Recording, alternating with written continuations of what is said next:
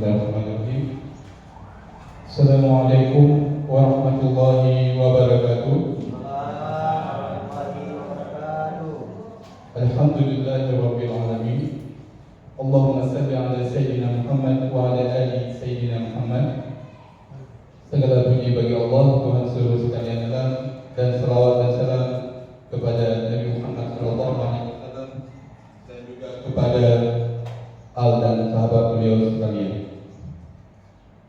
Yang kami hormati Ibu Kepala Sekolah, Ibu Elmawati Eskom Mkom yang telah berhadir di depan kita semua, dan yang kami hormati Bapak Ibu guru rekan sejawat kami dari SMK Negeri 1 Jepat yang telah berhadir guna dan maksud untuk mengikuti acara diseminasi budaya positif dari TGP Angkatan 10 yang berasal dari sekolah kita SMK Negeri 1 Jepat. Untuk rentetan acaranya pada hari ini, Bapak Ibu, yang pertama adalah pembacaan surah Al-Fatihah, dan setelah itu kita sama-sama menyanyikan lagu Indonesia Raya. Setelah itu ada kata-kata sambutan dari Bapak dan Ibu Kepala Sekolah, dan selanjutnya acara pokoknya yaitu acara diseminasi budaya positif dari kami TGP 10. Untuk keberkahan acara, sama-sama kita membacakan Al-Fatihah di dalam hati kita masing-masing. Bismillahirrahmanirrahim.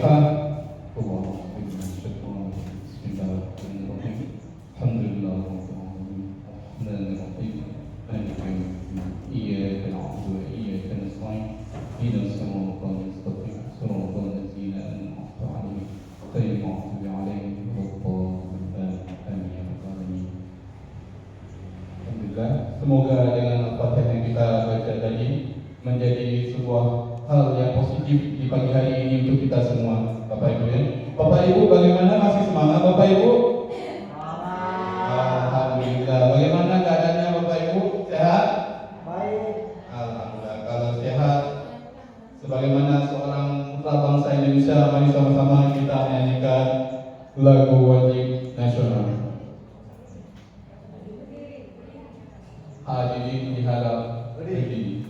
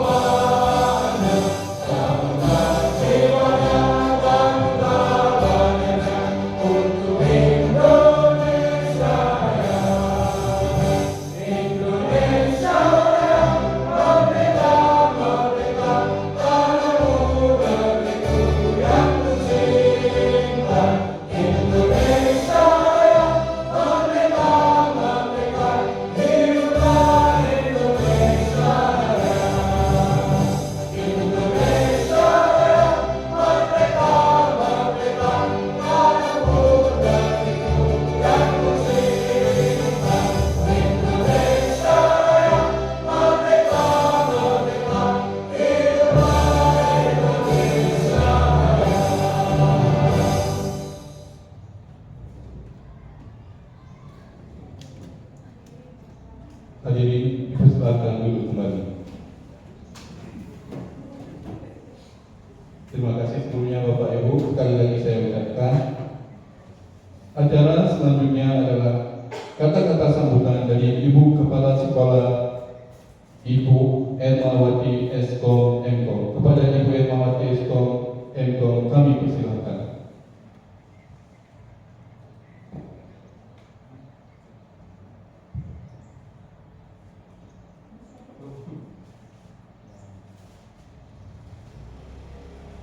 Bismillah.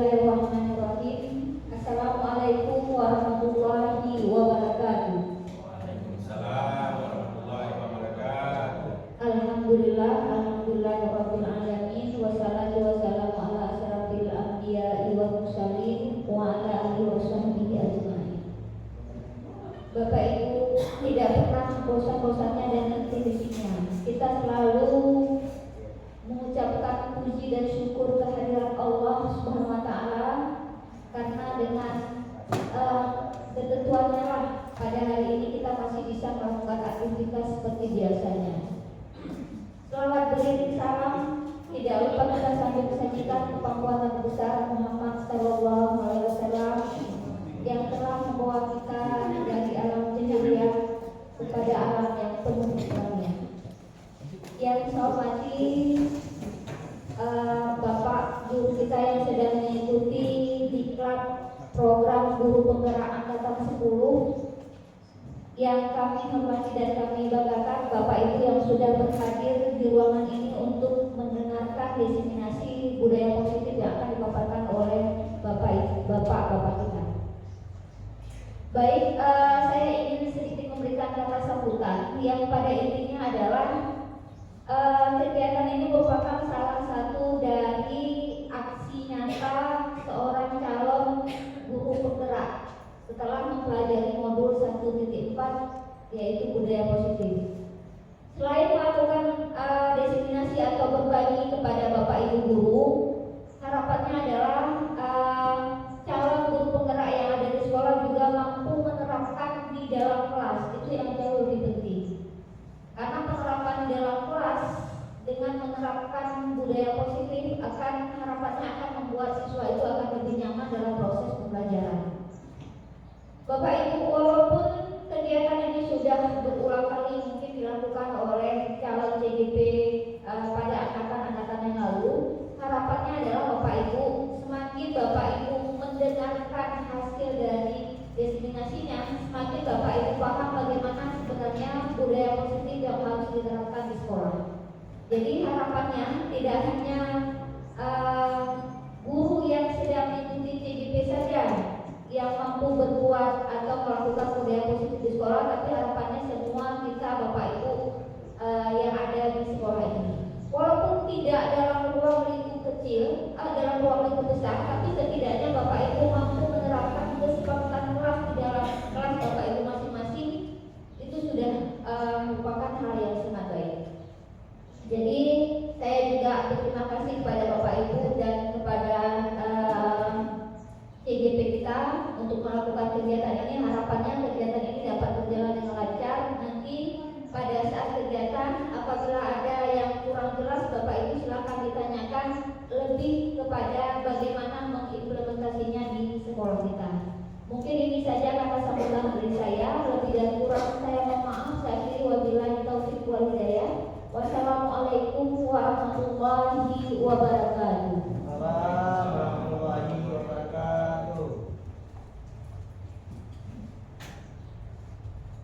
Kami ucapkan kepada Ibu Kepala Sekolah kita yang telah membuka acara kita pada hari ini. Bapak Ibu, sebelumnya budaya positif itu bukanlah hal yang baru ya. Semua kita sudah mempelajari apa itu budaya positif, walaupun guru penggerak itu belum ada. Semua orang tahu budaya positif itu bagaimana.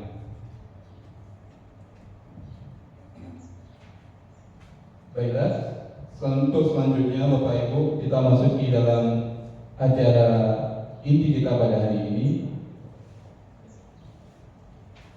Kegiatan kita pada hari ini adalah diseminasi penyebaran pemahaman budaya positif di sekolah. Ya, ini di sini konteksnya adalah sekolah kita, sekolah SMK Negeri 1 Jempa. Seperti yang Ibu katakan sebelumnya, ini bukan hal yang baru untuk sekolah kita. Kita sudah memiliki banyak sekali CGP.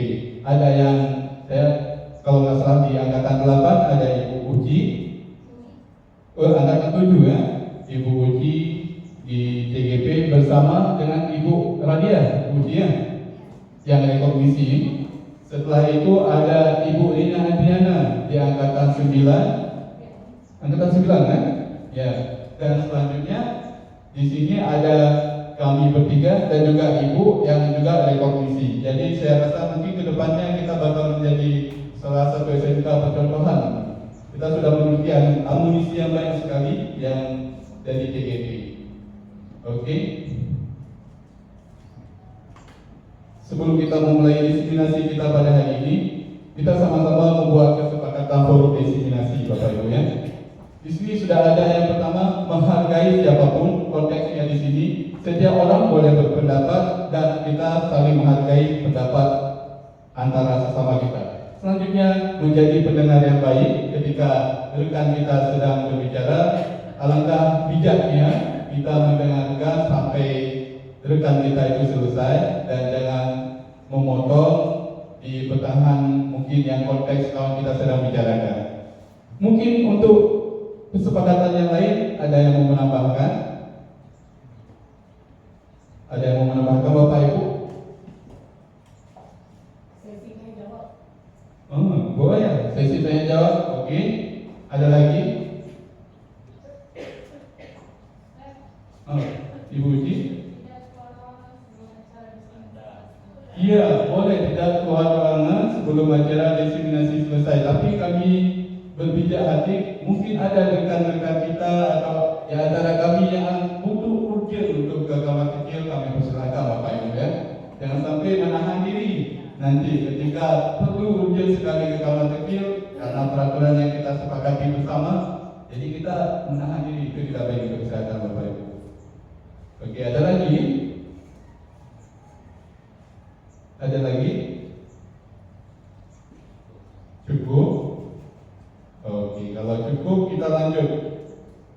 Oke, di sini sudah ada menghargai siapapun, menjadi pendengar yang baik, tidak keluar masuk saat acara berlangsung, dan ada sesi tanya jawabnya. Iya, mantap sekali. Satu lagi dari Pak Lempiadi, apa Pak? HP atau Android disilentkan. Baik sekali ya, keyakinan kesepakatan yang sangat baik sekali ya. HP kita salinkan agar kita lebih fokus pada kegiatan kita pada hari ini. Sangat baik sekali. Terima kasih Pak Lempiadi. Oke, HP disilentkan. Oke, kita sudah ada kesepakatan di sini. Kesepakatan yang kita buat bersama Bapak Ibu ya, kita sama-sama menyetujuinya. Yang pertama, menghargai siapapun, menjadi pendengar yang baik, tidak keluar masuk saat acara berlangsung kecuali keadaan urgent, dan sesi tanya jawab HP kita silentkan. Oke. Ini sekilas profil kami. Mungkin kita tidak usah memperkenalkan diri karena ini lingkungan kita sendiri. Ada saya, Zamzam SPD, ada rekan saya Pak Sulaiman. Mudah kali kok. Ya. Alhamdulillah, Pak Subhan selama mengikuti PKP semakin gembira katanya. Jadi kelihatan awet muda. Selanjutnya ada Bapak Muhammad Rafi. Ya. Keren-keren kan ya. Oke, ini latar belakang kita, mengapa kita mengadakan acara ini. Adanya krisis karakter yang sangat mengkhawatirkan sehingga dianggap budaya positif itu perlu diterapkan sebagai kebiasaan. Selanjutnya masih rendahnya disiplin anak terhadap peraturan yang ada. Sebagai tagihan dan terakhir sebagai tagihan atau tugas kami kepada TGP untuk melakukan pengibasan terhadap rekan sejawat. Ini tujuannya: satu, terbentuknya karakter profil pelajar Pancasila melalui budaya positif di lingkungan sekolah, menambah pengetahuan warga sekolah tentang budaya positif. Tiga, membangun disiplin murid yang berasal dari motivasi intrinsik. Dan yang terakhir, membuat keyakinan kelas. Kalau di sini saya lebih suka menyebutnya kesepakatan, ya, karena karakter kita orang Aceh, keyakinan itu adalah hal yang sangat sentral, Bapak Ibu ya. Kesepakatan kelas sebagai langkah awal terbentuknya disiplin positif. Ya, untuk pemaparan di sini ada 6 poin. Yang pertama, disiplin positif. Kedua, motivasi perilaku manusia. Keyakinan sekolah, kelas atau kesepakatan sekolah atau kelas. 4, kebutuhan dasar manusia. 5, posisi kontrol restitusi. 6, segitiga restitusi. Ini adalah poin yang akan kami jelaskan atau jabarkan kepada Bapak Ibu di acara diseminasi kami pada hari ini. Mungkin ini belum terlihat jelas karena memang ini belum jelas Bapak Ibu ya. Yang akan memaparkan poin pertama dan kedua adalah rekan kami Bapak Muhammad Rafi SD. Kepada rekan kami Bapak Muhammad Rafi SD kami persilakan.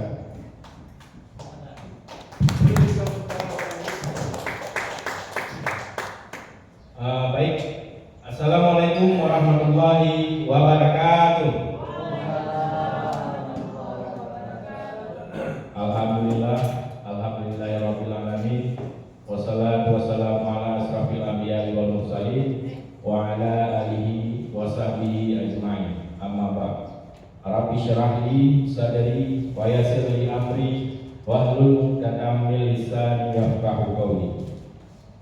Puji beserta syukur marilah sama-sama kita panjatkan kepada Allah Subhanahu wa taala yang mana pada pagi menjelang siang ini Allah masih memberikan kita kesehatan, umur panjang sehingga dapat berkumpul di ruangan ini, yaitu untuk saling sharing. Di sini kami bukan mau menggurui, di sini kami cuma mau berbagi informasi terkait disiplin positif, motivasi perilaku manusia, keyakinan sekolah atau kelas, kebutuhan dasar manusia, posisi kontrol restitusi dan segitiga restitusi. Di sini kami hanya membagi informasi apa yang telah kami pelajari di pendidikan guru penggerak. Selawat beriring salam, marilah sama-sama kita sajikan ke pangkuan Nabi besar Muhammad SAW, yang mana oleh beliau telah membawa kita dari alam kebodohan ke alam berilmu pendidikan seperti yang kita rasakan saat ini. Yang kami hormati Ibu Kepala Sekolah, yang kami hormati Ibu Wakil Kepala Sekolah, dan seluruh rekan-rekan guru yang sudi kiranya meluangkan waktu untuk hadir di ruangan ini. Baik, Bapak Ibu, saya ucapkan sekali lagi selamat datang di Diseminasi Budaya Positif. Apa yang kami sampaikan di sini hari ini akan kita terapkan sama-sama di sekolah dan proses pembelajaran nanti di kelas, seperti yang Ibu sampaikan tadi. Baik, jadi sebelum kita membahas itu apa itu disiplin positif, saya mau menanyakan dulu kepada Bapak Ibu, apa yang terlintas di pikiran Bapak Ibu ketika mendengar disiplin? Bisa bantu saya? Ya, silakan Pak Saiful.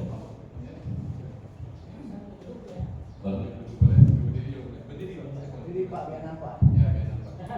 Terima kasih atas kesempatannya. Jadi yang terlintas di pikiran saya itu ketika mendengarkan disiplin adalah sesuatu yang kita hadapi tidak terbentur dengan peraturan. Nah, itulah disiplin. Ketika kita membentur peraturan itu yang melanggar, sudah tidak disiplin lagi. Terima kasih. Ya, luar biasa jawaban dari Pak Saiful. Berarti disiplin menurut Pak Saiful adalah tidak terbentur dengan aturan yang ada. Ada yang lain bisa tambahkan? Silakan.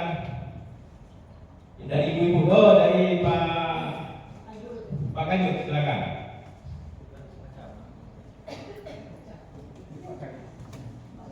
Terima kasih. Assalamualaikum warahmatullahi wabarakatuh. Waalaikumsalam warahmatullahi wabarakatuh. Ini mungkin menurut pendapat saya, disiplin itu bisa dimaknai dengan kata-kata patuh, ya, patuh terhadap segala aturan yang telah disepakati bersama berdasarkan hasil dari musyawarah. Itu menurut saya. Ini saja mungkin. Terima kasih. Assalamualaikum warahmatullahi wabarakatuh. Terima kasih untuk Pak Muntasir yang telah menjawab apa yang terlintas di pikirannya kalau mendengar kata disiplin, yaitu aturan yang telah disepakati bersama dan patuh.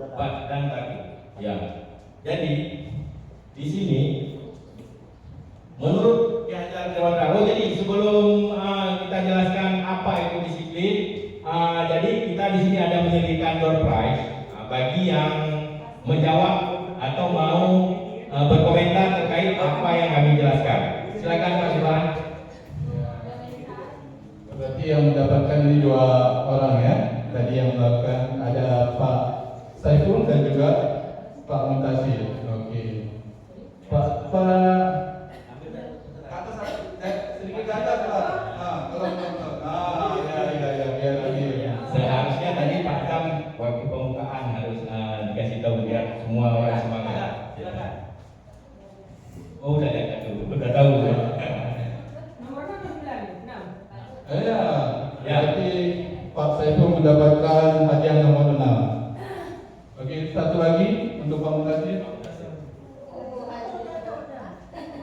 kita menyediakan sebanyak 13 door prize Bapak Ibu ya.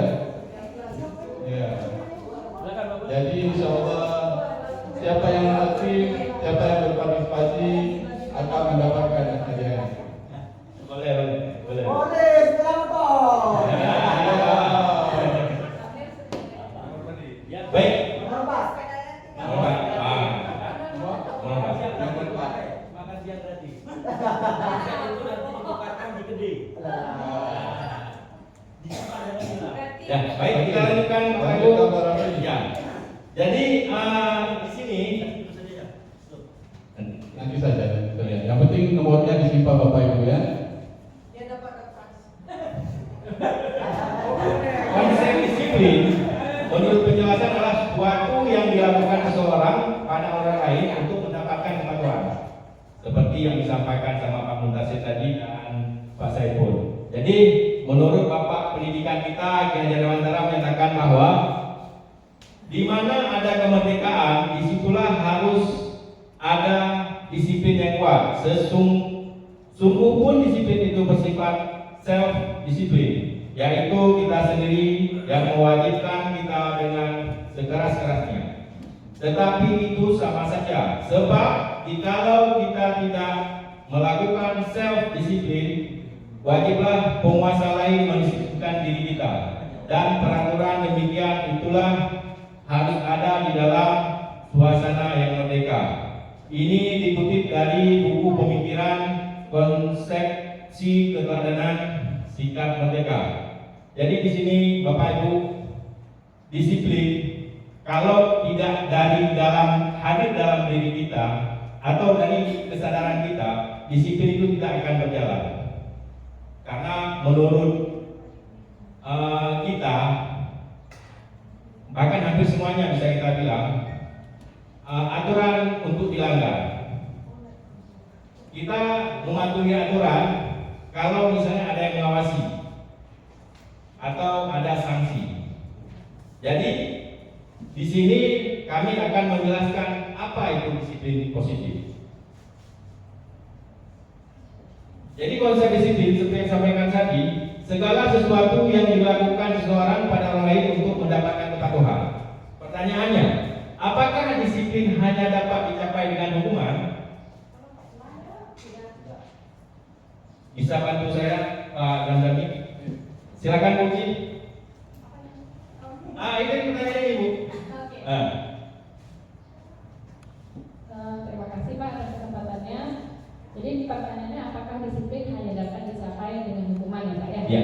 Kalau menurut saya tidak, karena ada beberapa orang yang ketika dia dipuji dia malah bisa disiplin. Jadi ketika kita kasih reward atau penghargaan, pujian, senyuman, bahkan sebuah senyuman dari guru bisa membuat anak berubah hatinya. Dan tadi yang nggak disiplin, dia ngeliat gurunya sayang sama dia, perhatian sama dia, jadinya dia menjadi siswa yang berubah lagi pribadinya. Menurut saya begitu Pak. Ya, terima kasih Ibu Ci. Baik, Pak saya pun lagi silakan Pak Tuan. Dari sini. Ya, silakan. Baik, Silakan. pertanyaannya adalah apakah disiplin hanya dapat dicapai dengan hukumannya? Iya. Saya tidak setuju kalau hanya kata hanya, karena setiap insan itu ada sebuah pribadi yang memang ada tekanan karakter dalam dirinya, dia memang sudah disiplin sejak kecil umpamanya.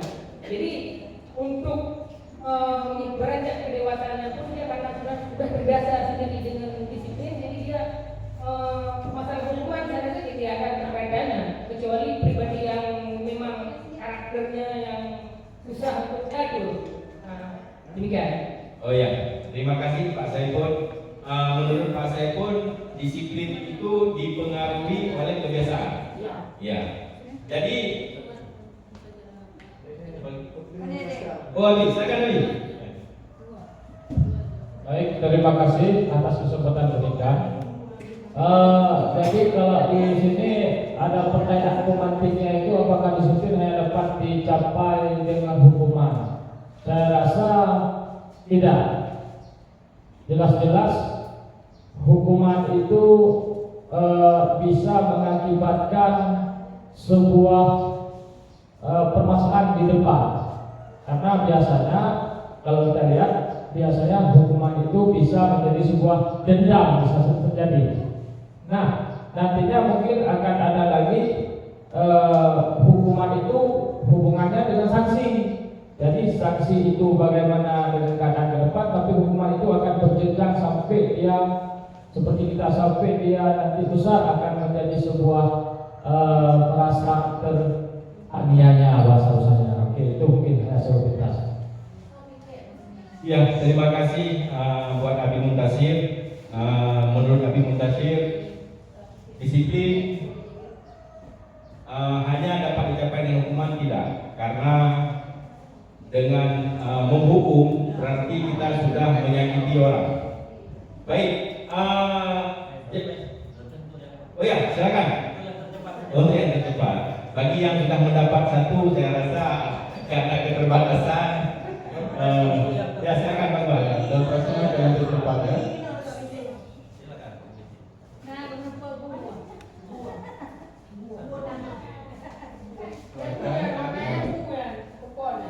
Abi Muntasir. Makan siang gratis nomor 2. Oke. Abi Muntasir. Ini yang tercepat aja. Ya, biar kita ke bagian kedua ya, biar sekali-kali lagi semakin. Ya, siap. Jadi mungkin Om Abi Muntasir ada kesempatan selanjutnya. Baik. Apakah disiplin hanya dapat dicapai dengan hukuman?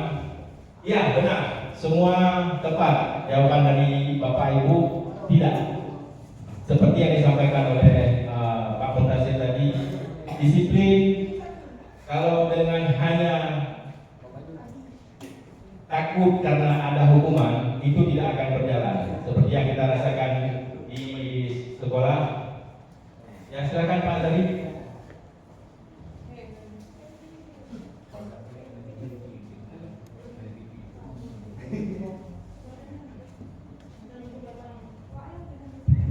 Assalamualaikum warahmatullahi wabarakatuh. Waalaikumsalam warahmatullahi wabarakatuh.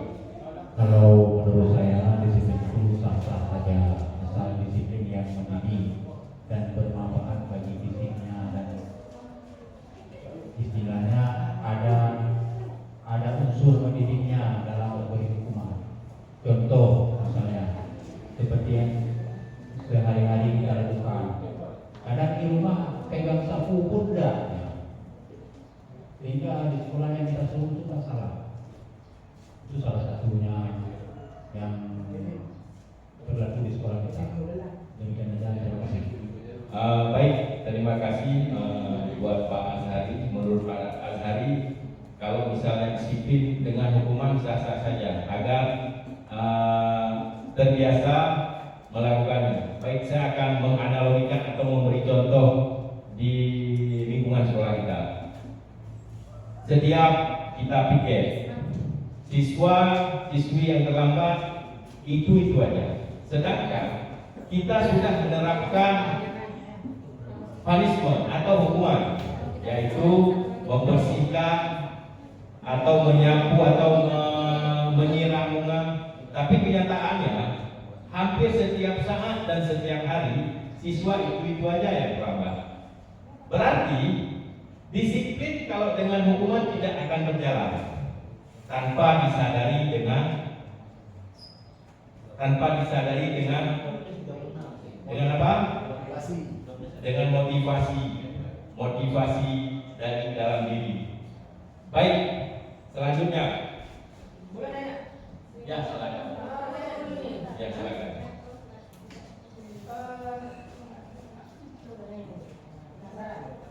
Silakan Pak Saiful.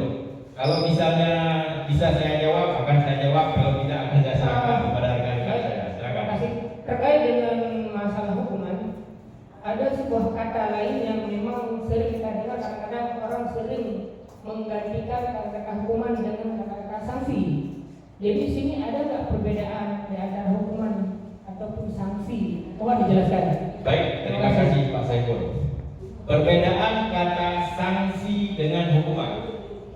Menurut pendapat saya, sanksi dengan hukuman itu sama saja. Sama saja. Karena di sini kita yang akan kami jelaskan ini adalah konsep daripada disiplin. Disiplin terbagi dua. Nanti saya ada penjelasannya lagi. Ada disiplin positif dan disiplin biasa. Disiplin biasa tidak ada kata-kata positif. Ya. Begitu juga dengan sanksi, hukuman. Saya rasa penempatan katanya saja yang berbeda. Mungkin bisa ditambahkan Pak Zamzami terkait dengan sanksi dan hukuman. Baiklah. Kalau untuk tadi Pak Saiful bertanya hukuman dan sanksi, apa perbedaannya Bapak? Ya. Kalau pada dasarnya atau kaidah hukum yang berlaku di Indonesia itu adalah hal yang sama. Biasanya kalau di hukum pidana dia ada kata-kata sanksi dari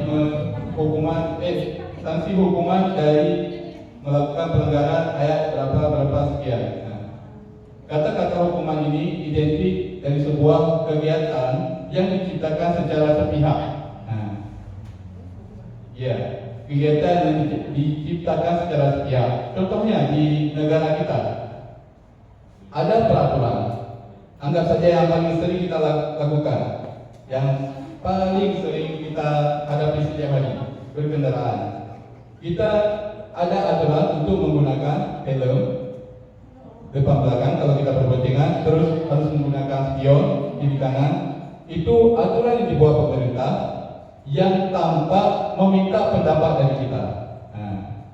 Ketika kita melakukan pelanggaran akan ada sanksi dari aturan tersebut atau hukuman dari aturan tersebut. Pada intinya hukuman dan sanksi itu satu paket. Kalau untuk hal lebih spesifik terkait penjelasan ini mungkin pakar hukum lebih tahu. Untuk menghemat waktu kita bisa melanjutkan ke acara selanjutnya atau ke selanjutnya. Silakan Musna. Kalau tidak kita akan banyak sekali molornya di slide pertama ini Bapak Ibu ya. Assalamualaikum warahmatullahi wabarakatuh. Ya boleh. Mohon izin bertanya karena ada sedikit terjadi. Tadi disampaikan bahwa disiplin itu dapat dicapai dengan hukuman. Tetapi saat praktek di lapangan, seberapa sering pun kita kasih hukuman, maka siswa-siswa itu aja. Dan berarti hukuman itu tidak menjadi satu saksi akan menumbuhkan sikap disiplin, ya kan? Sedangkan tadi dibilang harus ada motivasi dari si siswa itu sendiri. Yang ingin saya tanyakan, bagaimana cara kita memotivasi siswa yang itu saja yang membuat pelanggaran disiplin?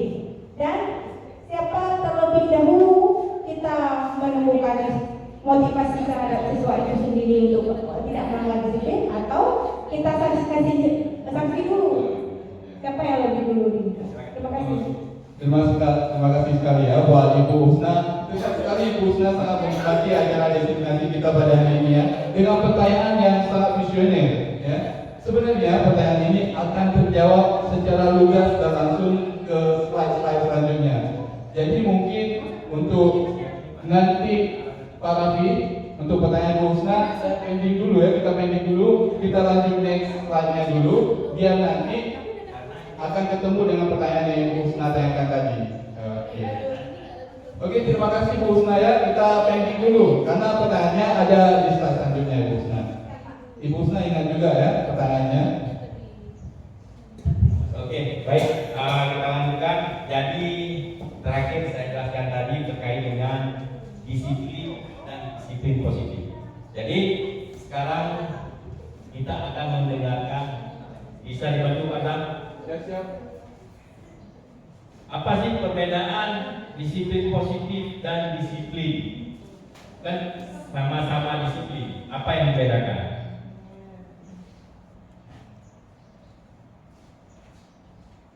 Menjadi spesial harus konsisten.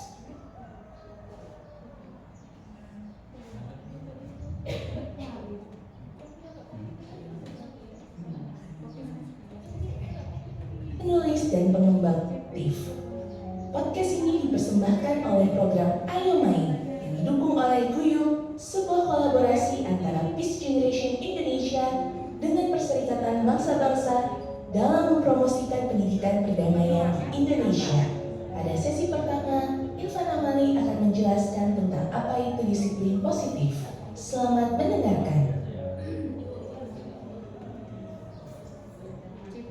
Saya pernah melihat 3 orang anak sekolah masih lengkap dengan seragamnya naik motor boncengan bertiga tanpa helm. Alasannya, tidak ada polisi, tidak ada yang mengawasi.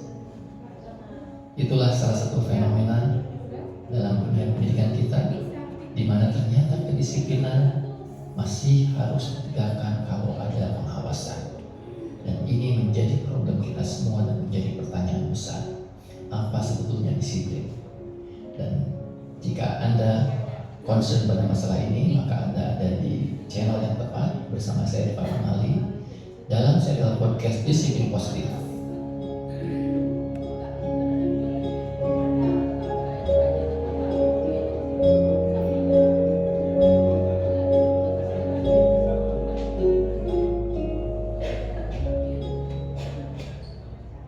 Assalamualaikum warahmatullahi wabarakatuh. Di sini Irfan Amali dalam serial podcast Disiplin Positif.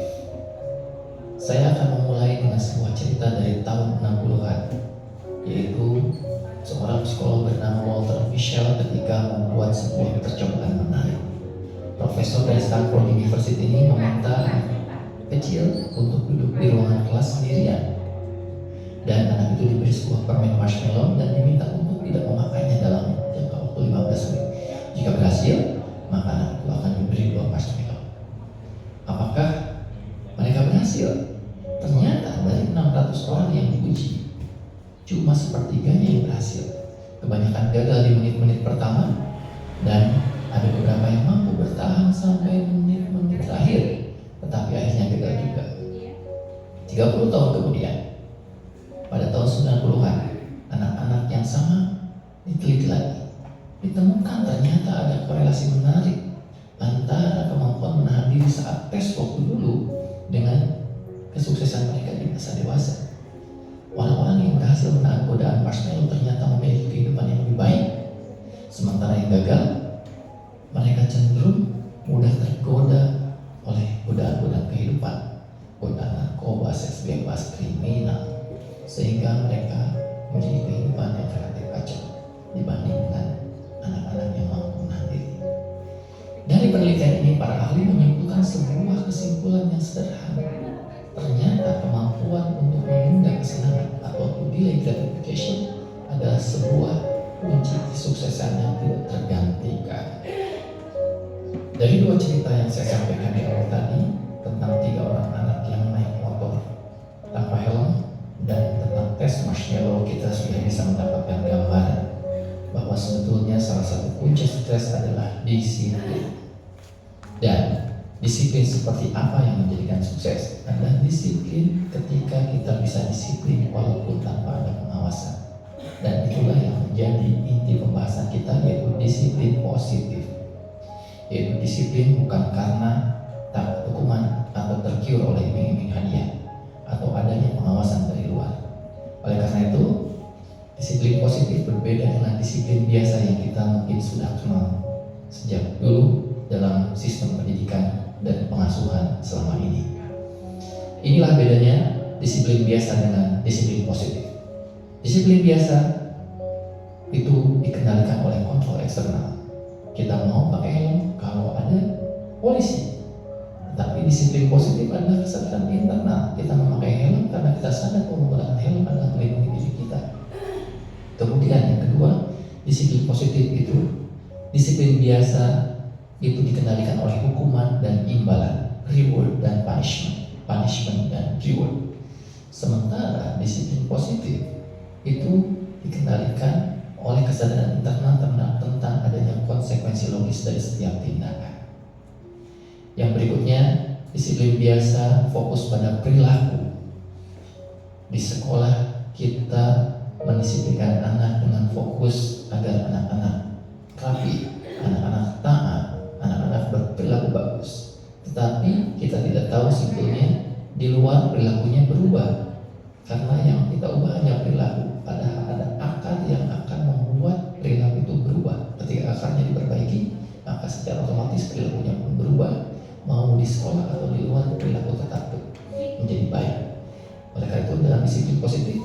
fokus pada perilaku, tetapi fokus pada akar pembentuk perilaku, yaitu keyakinan karakter.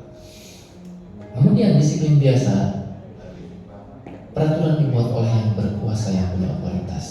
Sementara dalam disiplin positif, peraturan dibuat bersama sehingga anak-anak memiliki ownership, kepemilikan terhadap peraturan. Ketika mereka melanggar peraturan, mereka tidak sedang melanggar peraturan yang dibuat oleh orang lain, tetapi sedang melanggar pada komitmen diri sendiri. Kemudian disiplin biasa juga ketaatan jangka pendek. Ketika mereka keluar dari sekolah, mereka kembali menjadi anak yang tidak disiplin. Sementara dalam disiplin positif, kesadaran jangka panjang yang ditumbuhkan di sekolah adalah menumbuhkan bibit-bibit kedisiplinan yang nanti akan tumbuh menjadi pohon yang besar yang kuat. Kemudian dalam disiplin biasa pun, perilaku tidak disiplin dianggap sebagai ancaman yang mengganggu, sementara dalam disiplin positif, perilaku yang dianggap tidak disiplin itu adalah kesempatan untuk mengajarkan karakter. Dan dalam disiplin biasa, guru adalah sebagai polisi atau hakim yang menghukum dan menghukumi. Tetapi dalam disiplin positif, pendidik adalah detektif yang terus berusaha memahami akar masalah dan mencoba memperbaiki dan memberi solusi pada akar tersebut. Nah, itulah perbedaan disiplin biasa dengan disiplin positif yang akan kita bahas secara lebih rinci dalam podcast berikutnya, yaitu tentang 7 prinsip disiplin positif.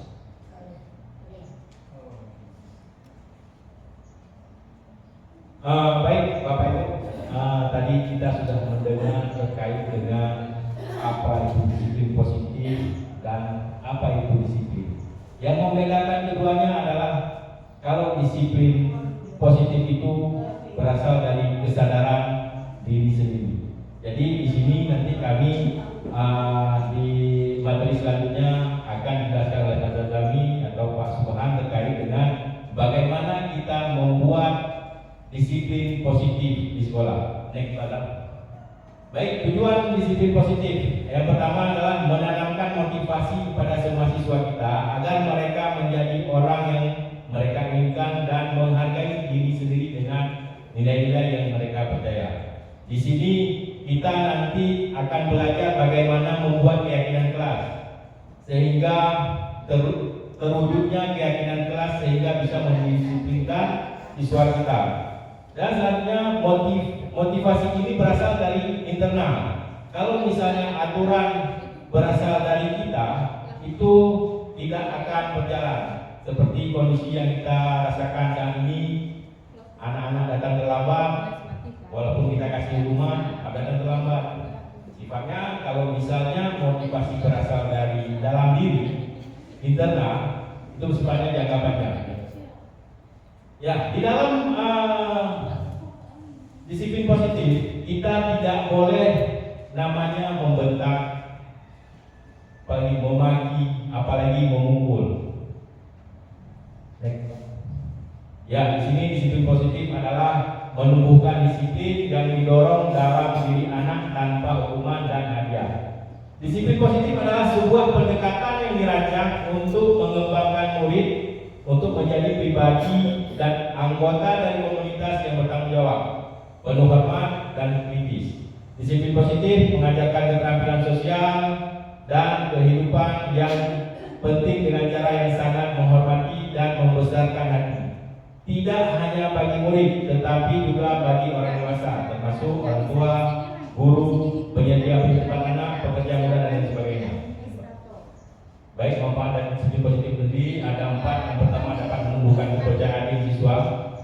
Yang kedua dapat menumbuhkan kemandirian siswa dan merasa tanggung jawab atas dirinya. Menimbulkan nilai-nilai kebijakan kebajikan universal, mendukung lingkungan yang lebih baik bagi sekalian. Ini adalah nilai-nilai kebajikan, yaitu profil rakyat Pancasila. Yang pertama ada bertakwa kepada Tuhan Yang Maha Esa dan berakhlak mulia, mandiri, berkebinekaan global, bergotong royong, kreatif dan bernalar kritis. Baik, di sini selanjutnya disiplin positif bukanlah membiarkan melakukan apapun yang anak-anak mau, yang siswa mau dan tidak memiliki aturan. Jadi apa juga kalau yang disiplin positif kalau bukan aturan? Kesepakatan. Selanjutnya bereaksi cepat terhadap situasi. Apabila ada siswa-siswi kita yang bermasalah, kita harus cepat bereaksi. Disiplin positif adalah membantu anak mengembangkan kontrol diri sepanjang waktu, mengkomunikasikan dengan jelas, menghormati anak, dan mendapatkan rasa hormat dari mereka. Mengajarkan anak bagaimana membuat keputusan yang baik, membangun keterampilan dan kepercayaan diri anak, dan mengajarkan sikap respek anak terhadap perasaan orang lain. Baik, selanjutnya materi motivasi karena berhubung waktu, jadi akan saya percepat sedikit. Ya, jadi tindakan disiplin itu seperti yang Pak Zulfiandi katakan tadi, disiplin itu tergantung daripada motivasi seseorang. Ada yang namanya motivasi intrinsik dan ekstrinsik. Apa intrinsik? Ya, motivasi intrinsik, motivasi yang muncul dari dalam diri seseorang tanpa memerlukan rangsangan dari luar. Jadi bukan karena paksaan, bukan karena mendapatkan sesuatu agar dia disiplin, itu namanya motivasi dari dalam. Kalau misalnya dia menjalankan disiplin. Terus ada namanya motivasi ekstrinsik, motivasi yang timbul dan berfungsi karena ada pengaruh dari luar. Jadi ada paksaan, ada mendapat pujian atau reward. Ya. Terus tiga motivasi perilaku manusia menurut Diana Gosen. Yang pertama, untuk menghindari ketidaknyamanan atau hukuman. Contohnya, ada siswa kenapa dia rajin ke sekolah, takut nanti atau malah dia nanti disuruh bersihin pekarangan atau menyiram bunga. Terus itu biasanya motivasi manusia untuk menghindari hukuman itu motivasi yang paling rendah. Terus yang kedua ada untuk mendapatkan imbalan atau penghormatan dari orang lain. Ya seperti yang Bu Uci katakan tadi, kalau misalnya anak-anak siswa kita dengan kita memberi pujian, memberi senyuman atau bahkan memberi hadiah, dia baru mau melakukan sesuatu atau baru mau patuh terhadap aturan. Selanjutnya untuk menjadi orang yang mereka inginkan dan menghargai diri sendiri dengan nilai yang mereka percaya. Itulah yang menjadi disiplin positif. Mungkin untuk membuat disiplin positif itu ada tahapan-tahapannya akan dijelaskan oleh Pak Zandani. Kepada Pak Zandani, silakan. Oke, terima kasih Bapak Raffi yang telah menjelaskan poin pertama dan poin kedua tadi. Dan di sini ada 3 motivasi perilaku manusia by Diana Gosen, ya Bapak Ibu. Coba Bapak Ibu perhatikan. Saya kasih waktu 5 detik. 1, 2, 3, 4, 4 setengah. Karena ada beberapa mau perhatikan. 5. Ada nggak hal yang sama dengan kaidah kita sebagai seorang Muslim? Ya, oh, mana sekali Ibu suka. Saya suka. I like it. Thank you. Okay, your time. Jadi Go ahead. Jadi menurut saya motivasi perilaku manusia yang sesuai dengan kita sebagai Muslim itu sebenarnya ada di bagian ketiga, yaitu untuk menjadi orang yang mereka inginkan dan menghargai diri sendiri dengan nilai yang mereka percaya. Ada memang sebagai Muslim kita punya idola tertinggi dari yang paling sempurna adalah Rasulullah. Dari segi apapun sudah ada di sana. Kemudian kita juga punya nilai-nilai yang diturunkan dari Al-Quran dan hadis, yang dimana nilai-nilai tersebut mencakup semua aspek kehidupan dan berlaku sepanjang masa. Nah, jadi kita sebagai Muslim sebenarnya sudah pakai konflik. Iya, betul sekali. Sesuai dengan poin yang ketiga. Iya, mantap sekali. Tolong berikan tepuk tangan yang luar biasa untuk kita. Iya. Oke, boleh kita. Thank you so much. This is your leader. Oke, Bapak berapa tugas kita? Nomor 2. Oke, kita simpan di body kita. Nomor 2 nya terima kasih sekali ya. Sudah menyampaikan di mana poinnya, ada kaitannya dengan Islam. Iya, benar sekali. Dan ada satu hal lagi yang berkaitan dengan keadaan kita sebagai seorang muslim, Bapak Ibu ya. Di mana ada di antara kita yang tidak beribadahnya karena mengharapkan surganya Allah. Itu betul. Itu layak. Memang itu harus jadi salah satu hal untuk memotivasi kita dalam ibadah. Karena kita mengharapkan surganya Allah. Ketika kita sudah berada di tingkatan yang lebih tinggi lagi, kita sudah berserah diri, ya.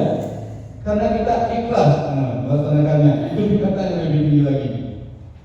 Tidak ada salah berada di poin kedua, karena itu memang yang diharuskan dan diperintahkan. Oke, kita melesat ke poin selanjutnya. Di sini ada keyakinan kelas atau sekolah. Oh, you want to ask me something? Okay.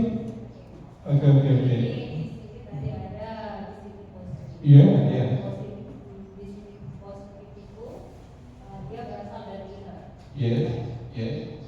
Dan kemudian ada motivasi perilaku manusia. Yes. Itu juga bisa dari internet. Yes. Nah, kalau dilihat dari sini, yang pertanyaannya, di mana posisi background dari family? Family backgroundnya di mana? Background. Nah, kalau positif, kalau disiplin positif itu dari inner. Iya. Nah, kemudian motivasi perilaku manusia itu juga dari dirinya. Iya. Atau lingkungannya. Iya. Nah, posisi keluarganya di sini di mana? Sangat menarik ya, yang akan kita bahas atau diskusi dengan Ibu Mutia. Posisi dari keluarganya di mana? Ya? Ada yang mau coba menjawab? Iya. Mantap sekali. Saya suka. Iya. Silakan Pak Suryadi. Assalamualaikum warahmatullahi wabarakatuh. Waalaikumsalam warahmatullahi wabarakatuh.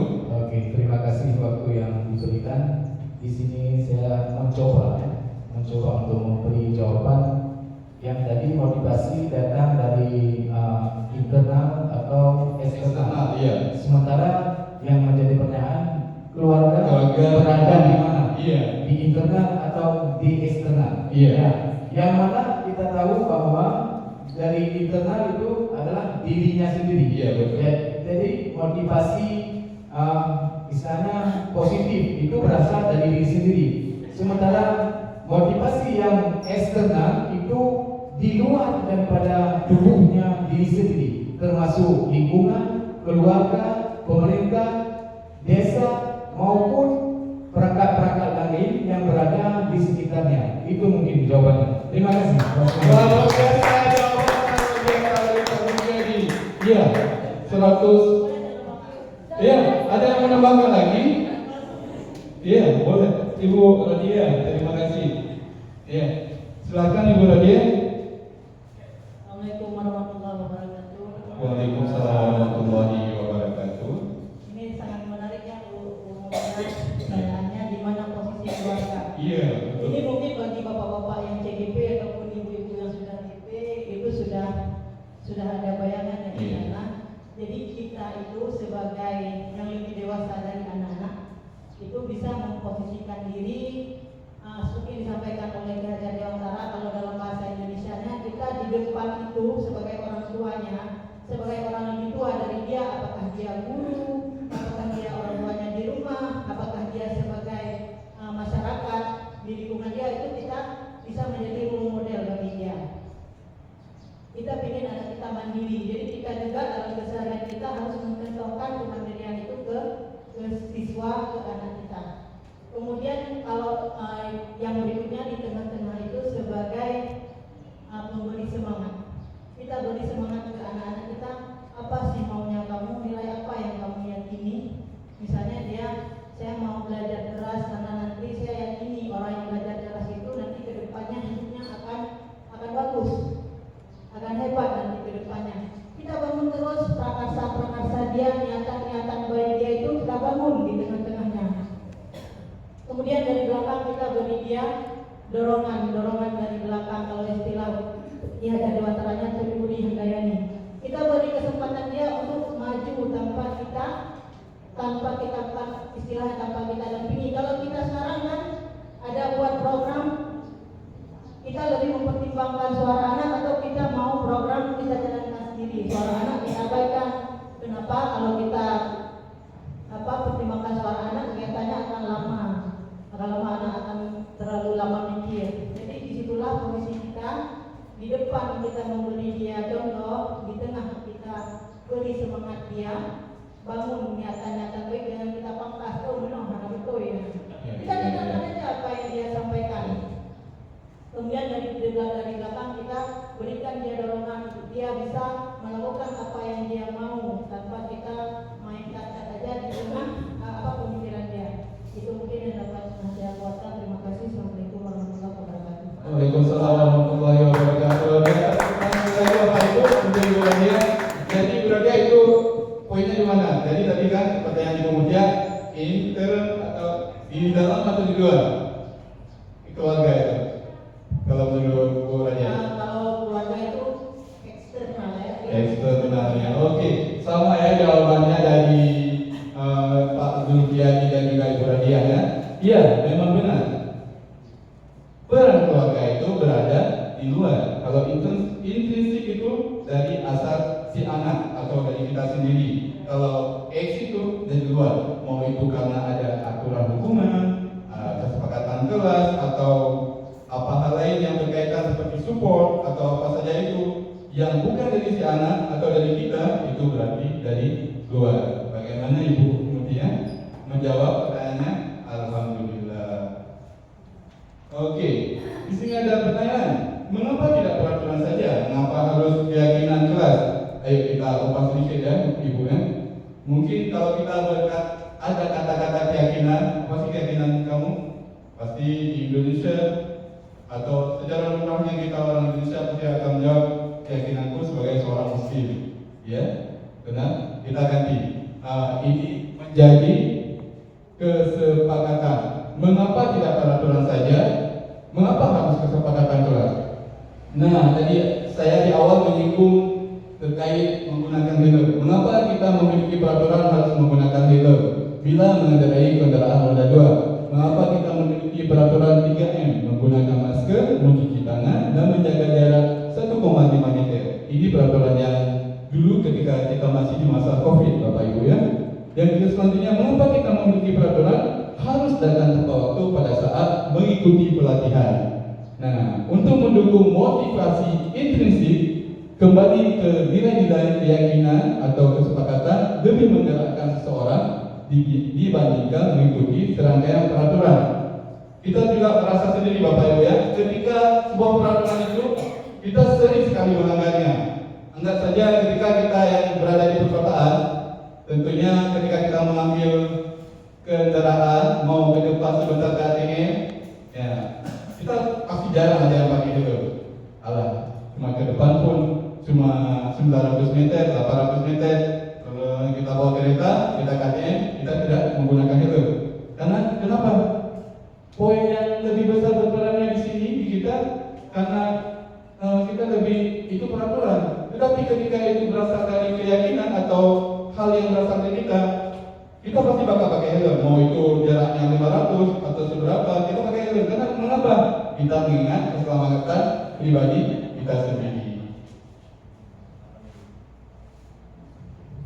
Ya.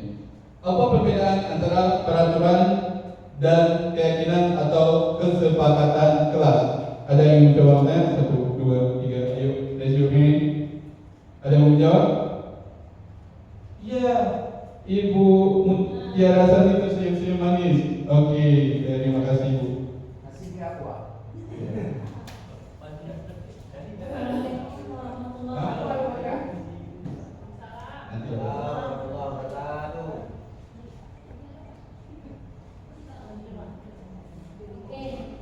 Kalau peraturan ini biasanya kita buat sendiri tanpa ada persetujuan daripada siswa. Kalau kesepakatan kelas ini kita sepakati bersama-sama dengan siswa. Iya. Kalau siswa kita bilang jadikan peraturan dalam. Iya, betul sekali. Terima kasih Ibu Tiara. Ini kami bakal kasih kuponnya. Tadi juga di awal ada Bu Radia juga, kasih kali terus sama Bu Rumpia,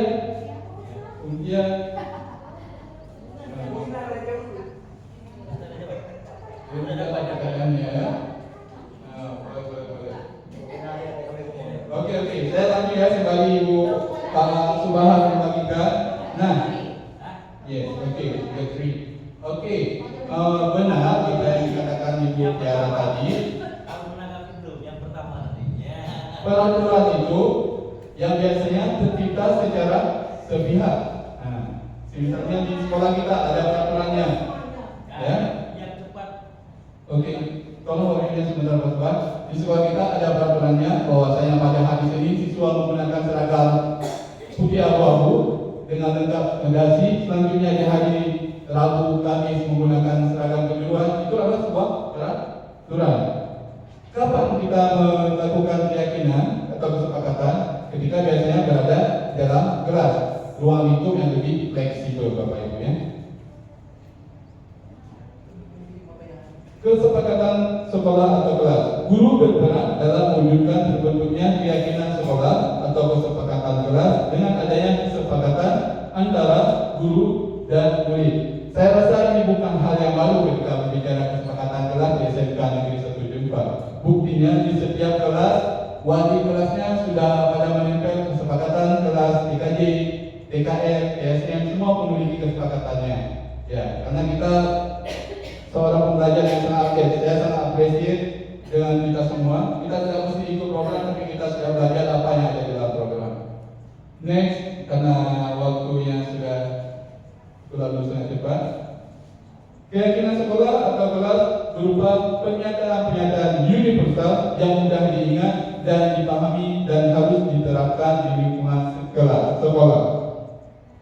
Nah, ini Bapak Ibu, salah satu contoh keyakinan atau kesepakatan kelas. Bekerja sama menjaga kebersihan kelas, ya. Saling peduli, menghargai dan membantu sama lain.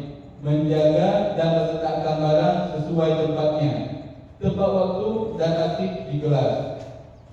Terakhir, mengerjakan tugas tepat waktu. Kesepakatan kelas itu sangat fleksibel. Bisa jadi di awal pembelajaran kita membuat seperti ini, karena ketika di akhir pembelajaran ada lingkungan yang berbeda, bisa jadi kita harus mengubah kesepakatan kelas. Oke, kita lanjut. Kebutuhan dasar manusia. Bapak Ibu, ini bukan pertanyaan, sekilas interaksi antara kami dan Bapak Ibu. Menurut Bapak Ibu, kebutuhan dasar manusia itu apa sih, Bapak Ibu?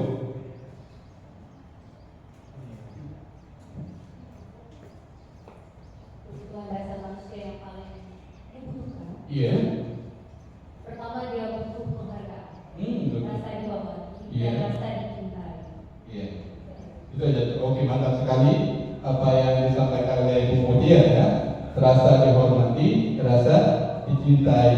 Oke, kita masuk ke slide selanjutnya. Ketika seorang murid melakukan suatu perbuatan yang bertentangan dengan nilai-nilai kebajikan atau melanggar peraturan, hal itu sebenarnya dikarenakan mereka gagal memenuhi kebutuhan dasar mereka. Nah, kita sebagai manusia ada kebutuhan dasarnya, Bapak Ibu ya. Inilah kebutuhan dasar manusia. Yang pertama, bertahan hidup. Yang kedua, kasih sayang dan rasa diterima. Ketiga, penguasaan, kebebasan, dan terakhir kesenangan. Ini kita kaitkan dengan kita sebagai seorang muslim, Bapak Ibu ya. Ketika kita berbicara tentang bertahan hidup, ya, kebutuhan apa sih yang sebenarnya yang bisa menunjukkan bahwa itu bertahan hidup kita? Ada yang tahu kebutuhan apa? Ini bukan pertanyaan tapi interaksi aja. Nah, boleh tanya kebutuhan yang menunjukkan ini poin bertahan hidup kita apa? Ya, Pak Mun. Kebutuhan dasar hidup adalah yang bertahan hidup, poin bertahan hidup, Pak Mun. makan. Iya. Ada lagi? Sudah satu jawab. Makan, ini betul. Dan kesehatan. Kesehatan, ya betul. Makan, itu adalah kebutuhan hidup. Ini dalam Islam, bertahan hidup dan menjaga kesejahteraan diri keluarga adalah sebuah kewajiban, Bapak Ibu. Ya. Coba nanti di rumah kita buka surah Al-Baqarah ayat 168, yang mana di sini berbunyi, wahai manusia, makanlah sebagian makanan di bumi yang halal lagi baik, dan janganlah mengikuti langkah-langkah setan. Sesungguhnya ia bagimu merupakan musuh yang nyata. Ya. Selanjutnya ada kasih sayang dan rasa berterima kasih. Kasih sayang, kalau Bapak Ibu ingin melihat nanti di rumah juga buka Al-Quran surat Al-Hujurat ayat 10, ya, yang artinya kalau ayatnya berbunyi innamal mu'minu ikhwatun fa'aslihu baina akhawaykum wattaqullaha la'allakum turhamun. Yang artinya sesungguhnya orang-orang mukmin itu bersaudara. Karena itu damaikanlah kedua saudaramu yang bertikai dan bertakwalah kepada Allah agar kamu dirahmati. Ya, kasih sayang dan rasa diterima. Selanjutnya kebebasan, penguasaan. Ya, setiap dari kita butuh penguasaan, Bapak Ibu ya. Kita butuh rasa penguasaan. Harus ada memiliki penguasaan di rumah. Kalau Bapak Ibu menjadi seorang ibu, berarti ibu mengontrol anak ibu. Nah, ini adalah poin penguasaan. Selanjutnya kebebasan. Ketika kita merasa dikekang dalam berpendapat, berarti poin kebutuhan dasar kita sebagai manusia terhadap kebebasan tertekan, Bapak Ibu ya. Selanjutnya yang terakhir kesenangan. Ini poin yang harus kita penuhi. Kalau kita merasa tidak bahagia berada di satu tempat, apa yang kita rasakan? Kita tidak akan bekerja secara maksimal, ya. Ya, kebutuhan ini harus kita penuhi. Begitu juga hal ini terjadi pada anak-anak kita. Mungkin ada hal ketika si A datang ke sekolah merasa dia berbuat gaduh, padahal mungkin di rumah dia punya kebutuhan yang tidak terpenuhi, Bapak Ibu ya. Di sini ada studi kasus, Bapak Ibu. Kita cepatkan saja. Ibu Zulaika, guru wali kelas 9 sedang bingung menghadapi ulah salah satu murid di kelasnya, Tommy. Berapa anak telah mengeluh Tommy yang seringkali meminta bekal makan siang mereka dengan paksa. Jika Anda menghadapi situasi seperti Ibu Zulaika, apa yang Anda lakukan? Menurut Anda kira-kira apa alasan Tommy melakukan hal itu? Nah, ini kita bercepat saja. Kita tidak berdiskusi tentang hal ini, ya. Biar cepat, karena setelah kita masih panjang dan waktu kita terbatas, Bapak Ibu. Nih, ketika ada alasan yang pertama, karena ia lapar dan orang tuanya tidak membuatnya bekal makan siang. Maka di sini kebutuhan dasar yang sedang ingin dipenuhi oleh Tommy adalah kebutuhan untuk bertahan hidup, Bapak Ibu. Survival. Ada alasan kedua, karena dia merasa senang temannya ketika memperhatikan dia. Jadi temannya melaporkan tindakannya itu pada gurunya, dan gurunya memberi tahu orang tua sehingga orang tua jadi memperhatikan dia. Maka ketika poin ini terjadi pada anak-anak kita, berarti dia memiliki kekurangan rasa kasih sayang di rumahnya. Dan ada alasan ketiga, karena temannya jadi takut dengan dia dan menuruti keinginannya. Nah, ini poin kebutuhannya adalah kekuasaan, Bapak Ibu. Selanjutnya ada yang keempat, karena dia merasa bosan dengan bekal makannya yang dibawakan ibunya dari rumah. Karena ibunya selalu membawa bekal yang sama. Oleh karena itu dia ingin mencoba makanan teman-temannya yang beraneka ragam. Maka Tommy, kalau poin seperti ini, dia ingin memenuhi hasrat kebutuhan kebebasannya. Di rumah dia cuma dibuat nasi goreng sama telur aja. Setiap pagi soalnya ada nasi goreng sayur rumah, kan? Ayam goreng, bukan banyak makanan di Indonesia, Bapak Ibu. Ya, yang terakhir, karena dia melakukan karena iseng saja dan dia menikmati ekspresi wajah teman-temannya yang besar karena dia ambil makanannya, dan menurut dia ekspresi teman-temannya itu lucu. Maka ketika hal seperti ini, dia sedang butuh kebutuhan dasar akan kesenangan. Ya, dia berarti kurang hiburan di rumah. Sebagai seorang pendidik, sangat penting untuk kita memahami 5 kebutuhan dasar manusia tersebut, sehingga saat ada perilaku peserta didik yang menyimpang, pendidik tidak dengan mudah memberi tegur nakal pada peserta didik. Sebaliknya, penting bagi pendidik untuk mengidentifikasi kebutuhan dasar peserta didik, sehingga dapat diketahui kebutuhan mana yang berusaha dipenuhi ketika seorang peserta didik melakukan sesuatu perilaku yang menyimpang tersebut, Bapak Ibu. Oke, untuk poin selanjutnya akan disampaikan oleh Bapak Subhan. Ini poin selanjutnya ada poin 5 posisi kontrol restitusi. Ya, di sini nanti akan menjawab pertanyaan dari Ibu Husna, Bapak Ibu ya.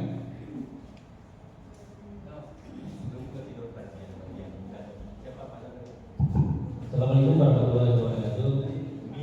Mohon maaf, waktunya mungkin insya Allah 20 menit ke depan. Baiklah Bapak Ibu, terima kasih atas waktunya yang diberikan kepada saya.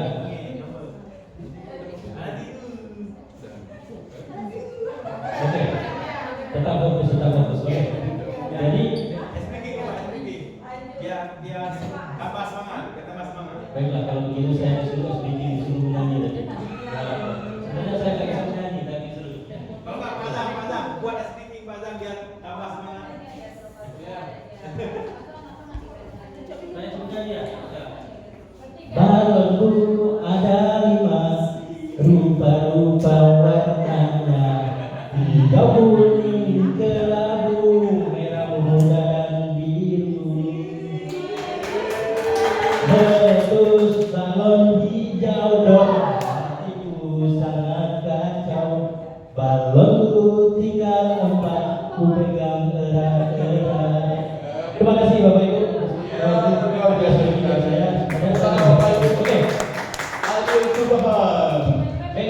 Jadi kita dalam menghadapi suatu masalah pada siswa, sering kita menemukan banyak sekali masalah pada siswa, yaitu kita menggunakan posisi kontrol restitusi. Ingat, posisi kontrol restitusi itu ada 5. Yang pertama sebagai penghubung, ingat ya, ditulis. Yang kedua pembuat merasa bersalah. Yang ketiga sebagai teman. Yang keempat pemantau. Yang kelima manajer. Dari 5 posisi kontrol tersebut ini, mana yang kira-kira nanti yang cocok sebagai guru yang akan kita laksanakan? Oke. Kita saksikan di video di depan ini. 5 posisi kontrol.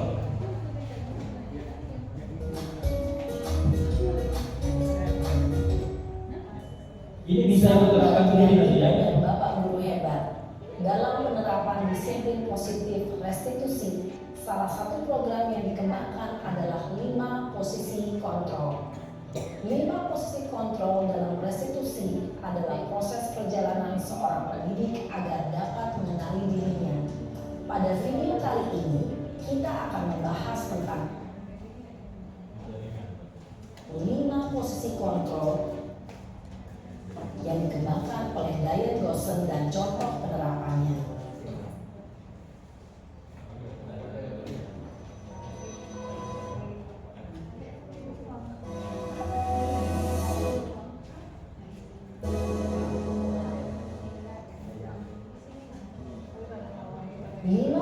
Posisi kontrol itu adalah 1. Posisi penghukum. 2. Posisi pembuat merasa bersalah.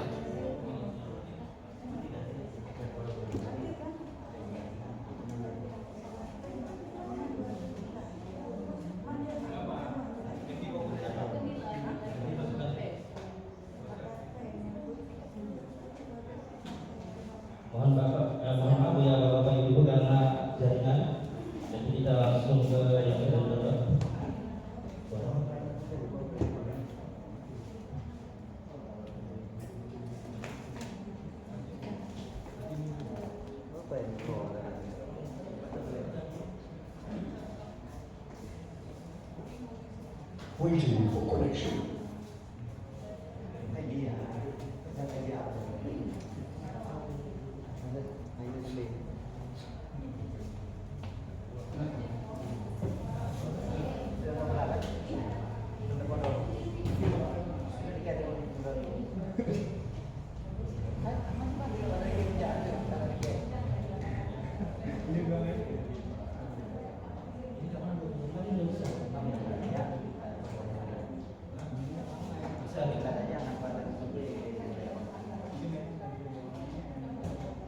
Jadi video ini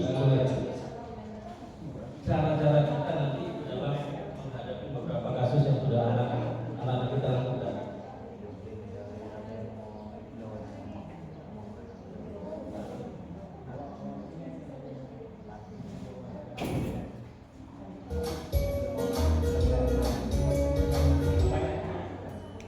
Salam bahagia Ibu dan Bapak Guru hebat. Dalam penerapan disiplin positif restitusi, salah satu program yang dikembangkan adalah 5 posisi kontrol. 5 posisi kontrol dalam restitusi adalah proses perjalanan seorang pendidik agar dapat mengenali dirinya. Pada video kali ini, kita akan membahas tentang 5 posisi kontrol yang dikembangkan oleh Dayat dosen dan contoh penerapannya.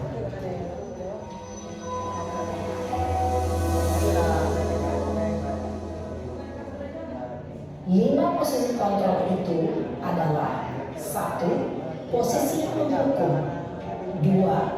Posisi membuat rasa bersalah, 3.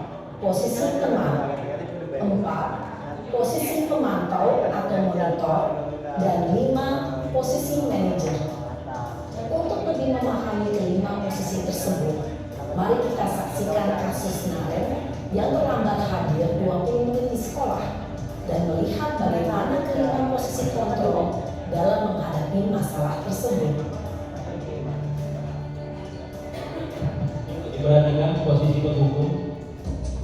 Ini video posisi penghukum. Nanti bisa dibandingkan dari 5 posisi kontrol tersebut.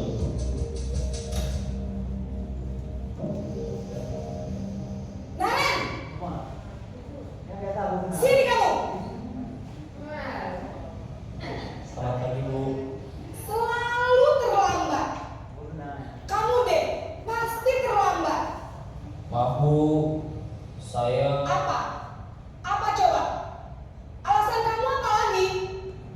Kapan sih kamu tidak terlambat? Malas sekali ya kamu jadi anak. saya Dasar pemalas. Gak kapok-kapok sih kamu. Sudah berapa kali terlambat? Sana, kamu keliling lapangan basket 2 kali. kenapa saya harus ke lapangan basket Bu? Kenapa? Kamu melawan ibu. Berani-beraninya jawab. Sudah terlambat, masih berani jawab pula. Sekarang, keliling lapangan basket 5 kali sekalian. Biar kapok. Cepat. Pergi sana ke lapangan basket. Posisi penghukum biasanya berbicara dengan nada tinggi, menghardik, menunjuk-nunjuk, menyakiti, dan menyindir. Hukuman bisa berupa fisik maupun psikis. Ibu dan Bapak Guru hebat. Dampak yang terjadi pada murid ketika guru berada pada posisi penghukum adalah murid cenderung akan memberontak, bahkan menyimpan dendam.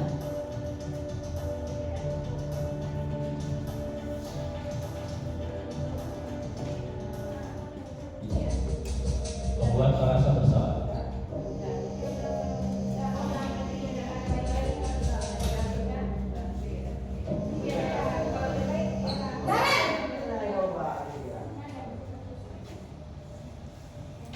Selamat pagi Bu. Naren. Kamu kenapa terlambat lagi, nak? Ya Tuhan, Naren. Kamu senang ya bikin ibu susah ya? Kalau kamu terlambat lagi, nanti ibu yang ditegur bapak kepala sekolah, nak. Disangka ibu tidak bisa membina kamu. Duh, gimana ini? Maaf Bu, Duh, Gusti Naren. Kamu suka ya kalau ibu ditegur bapak kepala sekolah? Terus, sekarang ibu harus tulis apa ini di buku absen? Ini kamu sudah sering terlambat loh. Ibu harus apa coba? maaf Bu, maaf sekali. Ya sudah, lain kali jangan bikin ibu susah lagi ya nak ya. Ibu tidak akan kuat lagi kalau kamu begini terus. Bisa jantungan kalau ibu ditegur